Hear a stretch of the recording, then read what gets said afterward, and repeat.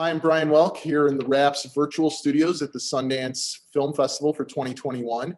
And I am joined by the team behind Coming Home in the Dark. I have director and writer James Ashcroft and star Daniel Gillies. Thank you both so much for joining me today. Thank you for having us. Great to be here.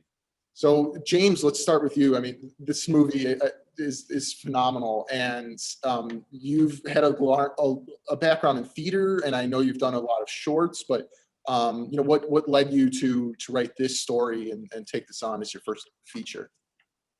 Well, it's adapted from the short story by a New Zealand author called Owen Marshall, and it's quite a profound short story, and he was good enough to grant us the rights to adapt it, and it sat in a drawer for a number of years until co-writer Eli Kent and I found a way to get underneath it to make it speak to some of the issues that we were interested in exploring and make it ready for a contemporary audience.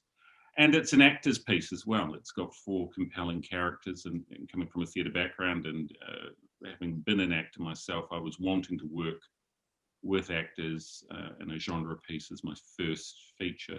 So this was a great fit. Yeah, your character, he's actually very quiet, and he can just control a room and just the mood very simply, and it's just really terrifying. Like, how did you strike that note? How did you kind of manage that tone? Well, there was moments when I wasn't managing that tone, wasn't there, James? You know, it was a bit of an exploration with James and trying to find that thing. And also too, I'm only, you know, a character like that's only as good as his captives, you know, is only as good as his victims. And really, you know, we need to pay tribute a little bit to Miriam McDowell and Eric Thompson, who, you know, who are just stunning in the film as the victims. And really, I was only able to go into those places once they achieved a certain sort of frequency of their hysteria, you know. So in a way, I had an easier role, I think, than they did, because they had to maintain a certain level of horror. Mm-hmm. But I'm grateful to your compliment, though.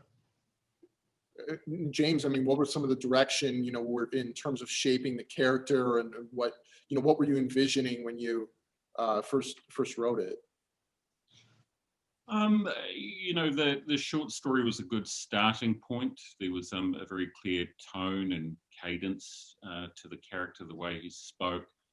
Eli and I, when we went on to adapt into the script, we started injecting it with aspects of other elements to do with New Zealand's social history. You know, my brother one of my brothers was an influence there in terms of Mandrake in the best possible charming way. But also it was, you know, you've got to get interested in the actor. And when I met Daniel, you know, we spoke the same language. He knew the same references and had the same knowledge as me about the types of films tonally that I was interested in. So once he comes into the room, and you know, I'm following him now. Mandrake, you know, may have looked very different in my mind originally and went through several iterations, but ultimately you've got to invest in the collaborator and who's standing before you. And the great thing with Daniel was that he was willing to put everything on the line, and he was open to exploration and just trying new things and getting back on the horse again and again and again.